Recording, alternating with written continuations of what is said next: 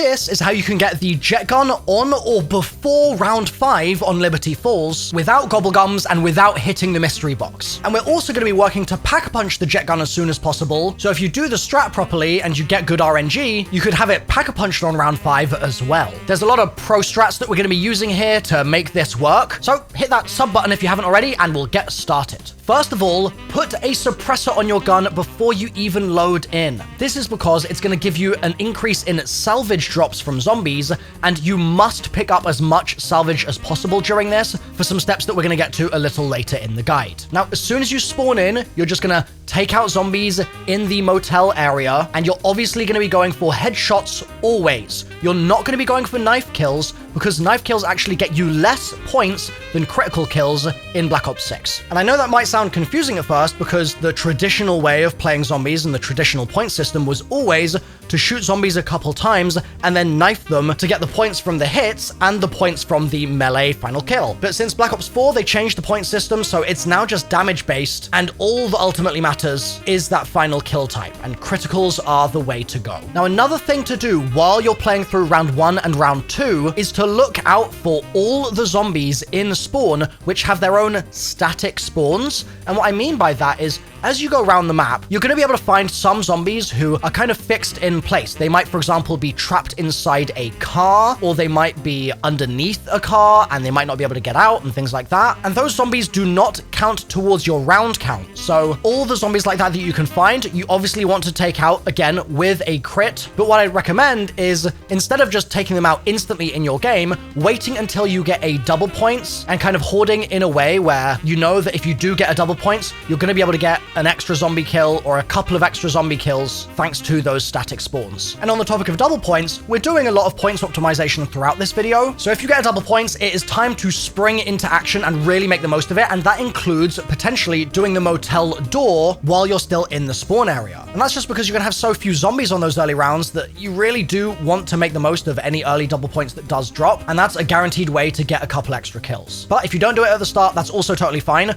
We'll come back to this later in the guide. Now, with that in mind, by the end of round 2, you can start opening some doors, and we're going to go on the right side of the map. And that's because we're going to need the right side of the map open for the entire jet gun quest, which we're going to do before round 5. As we open that way, we're going to pick up the water valve outside the flower shop. And then by the end of round 3, you're going to have the hilltop door open. And all of your kills in round 4 are going to start in the cemetery, so you can get the groundskeeper to spawn. And once the groundskeeper's spawned in and you've taken him down, you can grab the shed key that he drops. Now, an easy mistake to make here would be to say, okay, I'll also open the church because I have to, for example, turn that generator on, right? To get your progress started on the main quest, for instance, if you're doing that. But you don't actually need to have the church open for any of what we're about to do. And you also don't need to activate that generator in there for the main quest until you've already built the jet gun. Like, there's no need to do it really early. So for now, I'd hold off on the church entirely and just save those points for other doors that we're going to need to buy. Another thing you can do while you're in this area is try and grenade this mangler head or zombie head that is on this spike above the church. It's a little side quest that's very easy to do if you've got explosive damage of some kind, so I'd recommend picking up a frag or something to try and do this, or just loading in with one, obviously. But you need to blow up the head, and if you don't do it successfully, then just keep looking out for more explosives as you play, and keep trying, or later in your game, you can always come back to this and just do it with a ray gun, or do it with a pack-a-punch Sally or something. But if you do succeed, that zombie head is going to rain about 1,000 points down on you and a bunch of other goodies, so that can massively accelerate your progress towards our little quest here. Then leave one zombie at the end of the round and go over to the shed to grab yourself the handbrake. And while you're doing this, there's actually a pro tip here that not a lot of people know about because it's so rare, but it is worth trying in your game just for fun. So you're going to be saving up through your game to get enough salvage to purchase a mangler cannon. And we're absolutely fine to get that a little later if we don't have enough salvage yet, like that's not a problem. However, if you happen to have a whole lot of salvage earlier in your match, you could craft your mangler cannon early and then bring it to this back area where the back of the groundskeeper's house is. Now, while you're there, if you fire the mangler cannon at this car,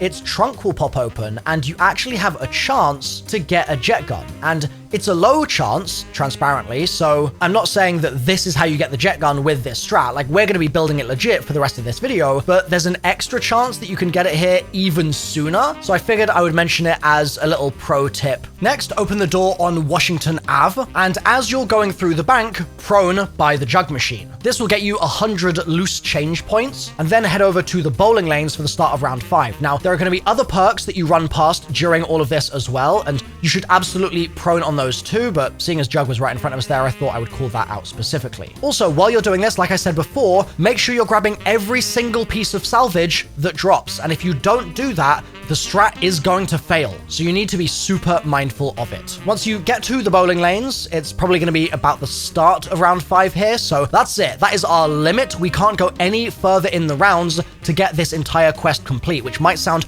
crazy, but we have a strat for it. So you'll open up the door to Liberty Lanes, and you have a choice here. You can either do the pool table Easter egg straight away for extra points, or you can wait and do the pool table Easter egg during a double points, and then just do it with one bullet while you're also taking out zombies in here. Either way, for the step, you need to go over to this breaker box, break it open, and put the water valve inside. And as you do this, more zombies are going to spawn in. So I'd really strongly recommend that you leave the area anytime it gets too hectic. You can just leave the bowling alley and then come back in and jump back on it and try and get a bit more water pressure sorted. And it will tick down when you leave it alone, but it gives you a reasonable amount of time, especially if you're in solo. So focus on your survival here. Don't try and like hero clutch up and then end up going down, because that's just going to mess with your flow. Now, obviously, while you're taking zombies out in that area, you need to make sure you do not flip the round. So be super mindful of that, and continue to pick up any salvage that gets dropped. Then, once the pressure gauge is completed, it will pop out a part that you can pick up, and you now should